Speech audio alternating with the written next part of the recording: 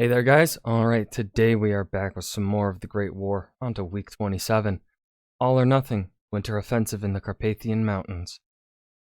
Boy, here we go. The Austro-Hungarians are probably going to lose a lot of men. I do not think that Przemysl is going to get relieved. I actually don't know what happens to the siege at Przemysl. So, I'm learning as we go here in regards to that. Before we dive in though, make sure you go check out the links in the description box. Make sure to join the Discord. Love to have you. Now, go ahead and dive right in. The new year has begun the same way the last one ended, with thousands upon thousands of men dying, and the war seems only to expand. As the year changed from old to new, we saw an entire army destroyed, many of its soldiers freezing to death in the mountains of the Caucasus, and now, weeks later, we see something else. That no matter how the war changes, many military leaders were unwilling or incapable of learning from the mistakes of others and just made the same ones again and again.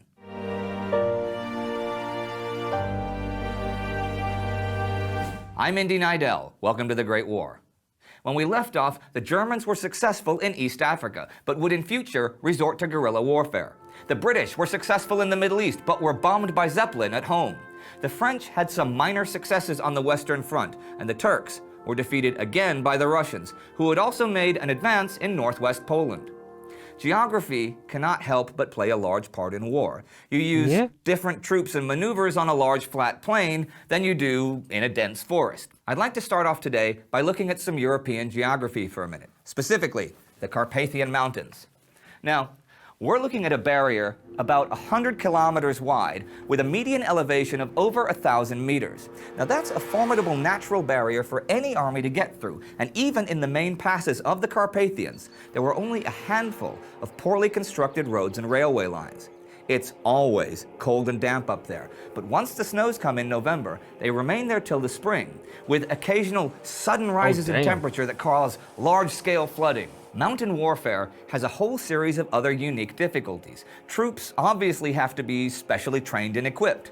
Maintaining supply lines and maneuvering can be real problems. Artillery often has to be left behind since it's so heavy and the ground uneven. Stuff like that. Stuff that should deter large-scale military operations.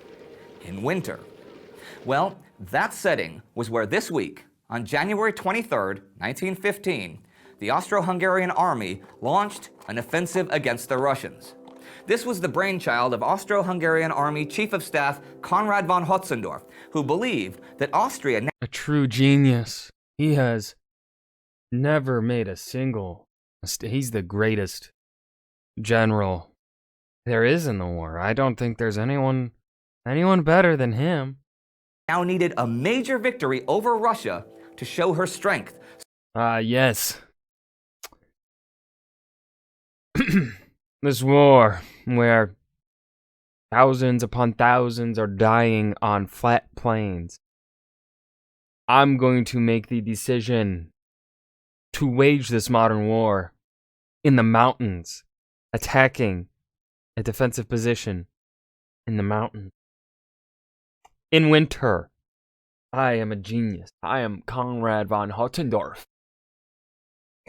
So that neutral countries like Italy and Romania wouldn't enter the war against her. This makes sense, I suppose, because the Imperial Army had suffered some seriously embarrassing defeats so far during the war, and the second invasion of Serbia in November and December had ended in humiliation. So Austria-Hungary didn't have a whole lot of military prestige left.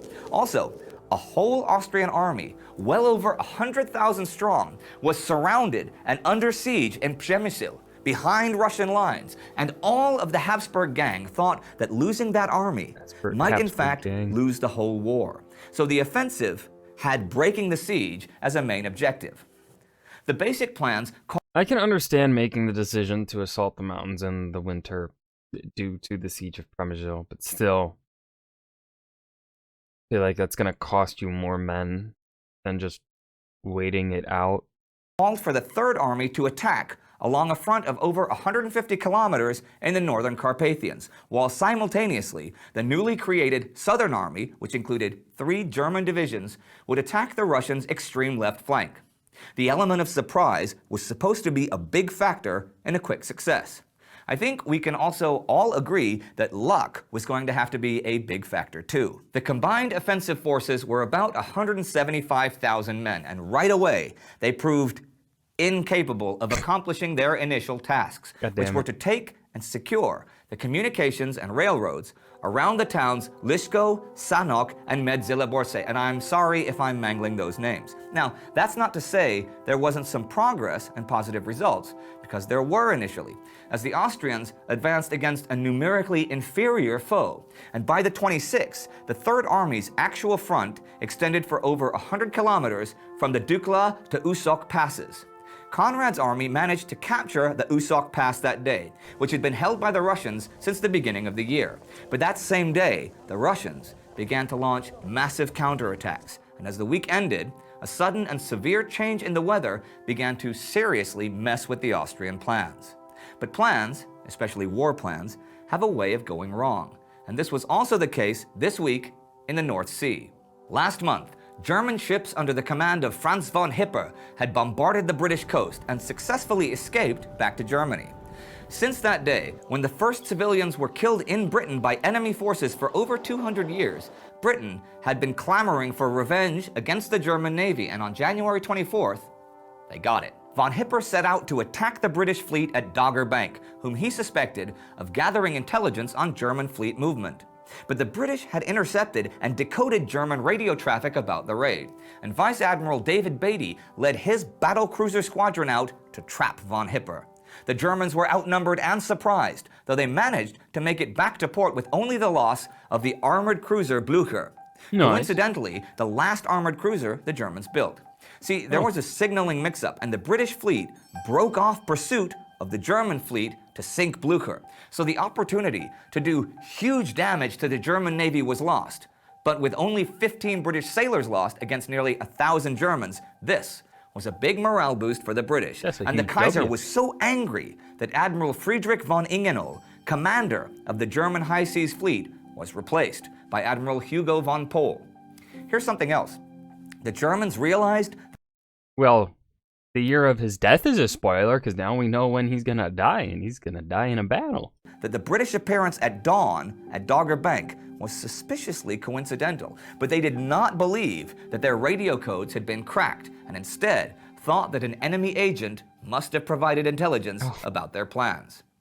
The Germans were fighting on land as well this week in a series of battles with the French on the Western Front. At the beginning of the week, there was heavy fighting in Alsace and the Argonne, but it was indecisive. The Germans were repulsed at Ypres the 25th, and the French lost ground at Craonne the same day. On the 27th, the French were also initially losing ground in the Argonne, but pushing forward in the Vosges. And at the end of the week, on the 29th, yet another German attempt to cross the Ain River was foiled. One thing that I haven't had a chance to mention that I'll throw in here, which was a big improvement for the French this winter and spring, was the issuance of new uniforms. The new light blue uniforms were far less visible on the battlefield. Any little advantage, you know? Here's also a little anecdote from this week in the West about a character who would play a larger part in a different world war. On January 29th, during the fighting in the Argonne, a German lieutenant named Erwin Rommel led his platoon out to capture some French blockhouses. He crawled through the French wire and shouted for his men to follow, but they didn't. So he crawled back and told the commander of the leading platoon, quote, "Obey my orders instantly, or I shoot you," end quote. Then the whole company followed him out, and they took the blockhouses. For this action, Rommel won the Iron Cross First Class, and it soon became a saying in his regiment, "Where Rommel is, there is the front." The fronts in the West were pretty easy to spot without Rommel, though. You just had to look for the endless lines of trenches. There was another region, though, whose fronts were not nearly so obvious, that in the Middle East and the Caucasus. By this time, the Ottoman Third Army, destroyed at Sarikamish, numbered fewer than 13,000 effective soldiers, and maybe 20,000 total, but there was still plenty of action going on in other parts of the Ottoman Empire. On January 23rd, 2 Ottoman divisions were defeated at Korsan.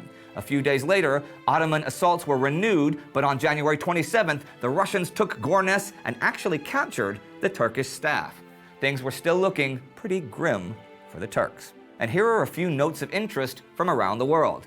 The French took Bertoua in Cameroon this week. They also decided on the 26th to participate with the British in an attack on the Dardanelles that was still in the planning stages. On the 27th, Britain loaned £5 million to Romania. And Dang. this week, Britain offers Greece concessions in Asia Minor if Greece will help out in Serbia. A few days later, the Greek government says no. And that was this week. The Austrians, Germans, and Russians clashing in the Carpathians. The Russians still beating the Turks further south. The German fleet turning tail and running home in the north. And the French and Germans banging heads again on the Western Front. Another winter assault in the mountains. That's what we're seeing on the Eastern Front. Had Conrad not paid attention to what just happened to the Turks in their mountain assault? Or did he think the situation was so desperate that it didn't matter? It certainly seemed that neither he nor many of the other leaders were learning from others' mistakes. The Turks failed to make coordinated attacks and lost again and again. The British Navy kept letting the Germans get away, even though they cracked their radio codes and knew where they were going to go. And it is painfully obvious what the result of not learning from mistakes is in modern war. It's tens of thousands of dead soldiers, many of whose loss of life was completely avoidable if only their leaders had been paying attention. This was not the first time that Konrad von Hötzendorf had led the Austro-Hungarian army into disaster. Check out our episode about the Battle of Galicia right here, where Hötzendorf's plans failed dramatically. Don't forget to subscribe if... And that was week 27, all or nothing, the winter offensive in the Carpathians. This was a very meh week. I feel like this is probably gonna be the standard for the entirety of the war, because what this felt like was a lot of stuff happening, but also at the very same time, not a lot of stuff happening.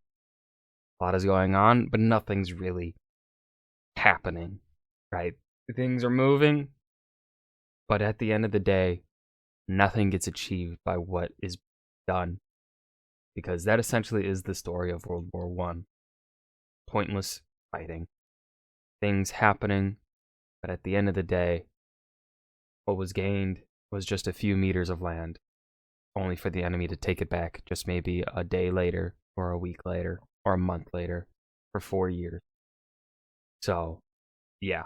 But I still enjoy it because their quality is always amazing at the Great War. But I hope you guys enjoyed. Remember to hit that like button and subscribe for more, and I'll see you guys in the next video. Peace.